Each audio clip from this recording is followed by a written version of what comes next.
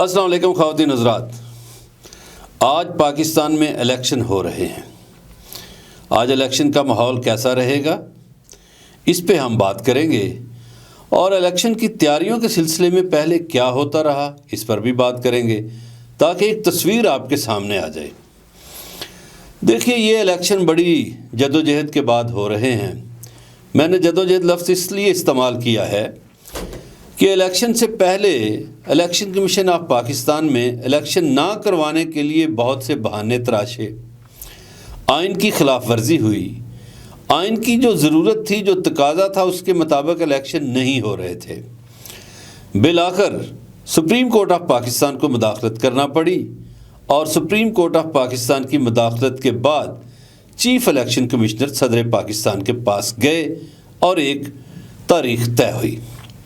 8 فروری یعنی آج کا دن الیکشن شیڈول جاری ہوا تو پھر ایک خوفناک صورتحال تھی۔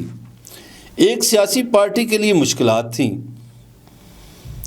ان کے امیدواروں کے کاغذات نامزدگی منظور نہیں کیے جا رہے تھے۔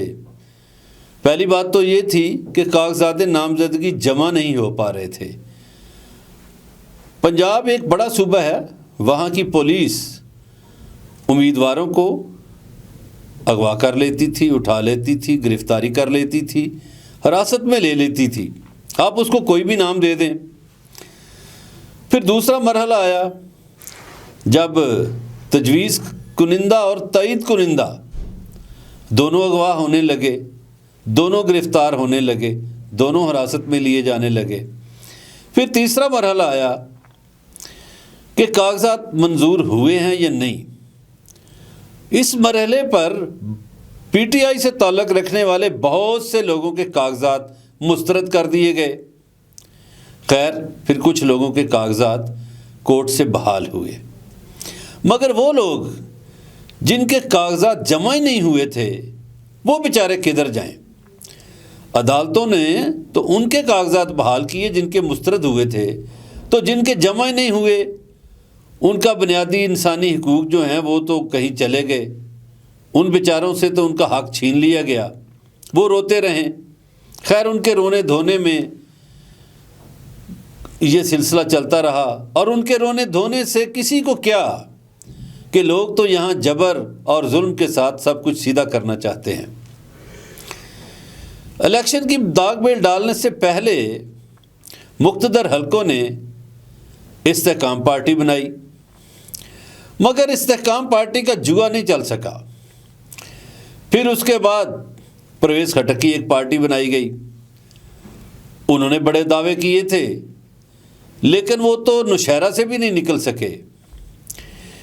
پھر اس کے بعد ایک سپر لاڈلا لندن سے بلوایا گیا، اس کے لیے پلکیں بچھائی گئیں، اس کے لیے سارے سرکاری وسائل حاضر کر دیے گئے، ساری سرکاری مشینری کو اس کا خادم بنا کر رکھ دیا گیا، اور پھر اس لاڈلے کو میدان سیاست میں یا الیکشن کے میدان میں اتارا گیا۔ الیکشن مہم چلتی ہے تو پی ٹی آئی کے لوگوں کے لیے جلسوں کے دروازے بند، جلوسوں کے دروازے بند، ریلیوں کے دروازے بند۔ پی ٹی آئی کے پوسٹر بھی نہیں لگنے دیے جا رہے تھے، ان کے پوسٹر سرکاری لوگ اتارتے ہوئے دیکھے گئے، ان کے بینرز سرکاری لوگ اتارتے ہوئے دیکھے گئے، اور پھر پی ٹی آئی کے لوگوں کے لیے دفعہ 144 نافذ کر دی گئی۔ وہ جہاں اکٹھے ہوں 4 بندے ان کے، تو پولیس ان پر پل پڑتی تھی، مگر اس دوران باقی سیاسی پارٹیاں جلسے جلوس کرتی رہیں، یعنی ایک پارٹی کو لیول پلینگ فیلڈ نہیں دیا گیا۔ میڈیا پر بھی ایسی ہی پابندیاں تھیں کہ بانی پی ٹی آئی چیئرمین کا نام تک نہیں لیا جا سکتا تھا۔ پھر پی ٹی آئی کی خبروں کو بھی بہت دشواریاں تھیں، منظر عام پر نہیں آنے دیا جا رہا تھا۔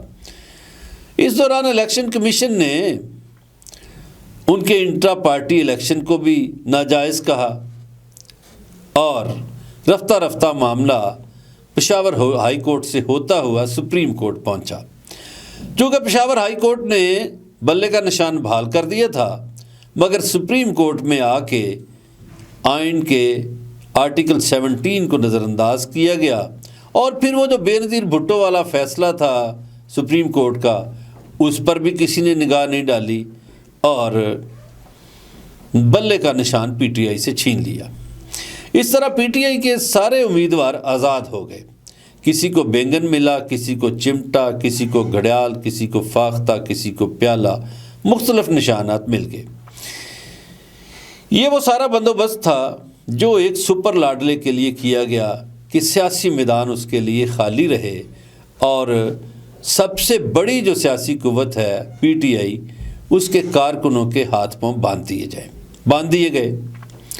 اس کے بعد کیا ہوتا ہے، لوگوں میں ایک نفرت کا لاوا پھوٹتا ہے، اور وہ مسلم لیگ نون جو پنجاب کی بڑی جماعت گردانتی تھی خود کو کسی دور میں، اس کا راول پنڈی میں جلسہ فلاپ ہوتا ہے، میاں نواز شریف حافظ آباد میں جلسہ کرتے ہیں، فلاپ ہوتا ہے، لاہور میں ریلی نکالتے ہیں میاں نواز شریف اور مریم نواز صاحبہ، ناکام ہوتی ہے، فیصل آباد میں ان کا جلسہ ناکام ہوتا ہے، گجرانوالہ میں ناکام ہوتا ہے، ملتان میں وہ جلسہ کرنے کی ہمت نہیں کرتے۔ وہ ایسا لگتا ہے کہ جیسے سینٹرل پنجاب جو کبھی نون لیگ کا گڑھ ہوا کرتا تھا، نون لیگ کا مقتل بن چکا ہے۔ یہ سیاسی مقتل ہے، اور اب اس سیاسی مقتل میں نون لیگ زبردستی دھونس کے بنیاد پر، دھاندلی کی بنیاد پر یہ میدان جیتنا چاہتی ہے، مگر اس میدان کو بڑا تشویشناک بنا دیا ہے ان نوجوانوں نے، جو نوجوان ووٹر اس میں شامل ہوئے ہیں۔ کروڑوں نوجوان ہیں جو اس دفعہ ووٹ ڈالیں گے، وہ جذبے سے بھرپور ہیں اور وہ ووٹ دینا چاہتے ہیں پی ٹی آئی کو، وہ عمران خان کے نظریے کے ساتھ جڑے ہوئے ہیں۔ منصوبہ سازوں کا خیال تھا کہ نشان چھین لینے کے بعد شاید قوت کم ہو جائے، مگر وہ تو کم نہیں ہوئی۔ لوگوں نے نشان زبانی یاد کر لیے، عورتوں کو یاد ہیں، بچوں کو یاد ہیں، بوڑھوں کو یاد ہیں، ان پڑھ مزدور کسانوں کو یاد ہے۔ پھر کہا گیا پی ٹی آئی شہروں میں مقبول ہے، دیہاتوں میں نہیں، لیکن پھر دیہات کے مناظر بھی سامنے آئے تو پی ٹی آئی مقبول جماعت نظر آئی۔ اب ایک مقبول جماعت الیکشن لڑ رہی ہے، اس کے امیدوار مختلف نشانات پر ہیں، اور ووٹر پورے عزم سے ان کو ووٹ ڈالنے جا رہا ہے۔ خیال ہے کہ آج کے الیکشن میں بڑی تعداد میں آزاد امیدوار کامیاب ہوں گے، جو بنیادی طور پر تحریک انصاف کے امیدوار ہوں گے۔ اگر الیکشن میں گڑبڑ کی گئی، یعنی رزلٹ میں گڑبڑ کی گئی، تو پھر اس کے نتائج بڑے بھیانک ہوں گے۔ پھر 2-4 روز میں ایک ایسی تحریک شروع ہوگی جو سب کچھ ملیاں میٹ کر کے رکھ دے گی۔ پھر الیکشن رزلٹ کو نہیں، الیکشن کو نہیں، لوگ انقلاب کو دیکھیں گے۔ اور ویسے پاکستان کے شہری، پاکستان کے ووٹر اتنے باشعور ہو چکے ہیں کہ وہ سب کچھ بدل دینا چاہتے ہیں، خواہ وہ ووٹ کے ذریعے بدلیں یا انقلاب کے راستے کے ذریعے بدلیں۔ ایک بدلتا ہوا پاکستان، اور اس بدلتے ہوئے پاکستان کے لیے ایک انقلاب دروازے پر دستک دے رہا ہے۔ دیکھیے کیا ہوتا ہے۔ اللہ حافظ۔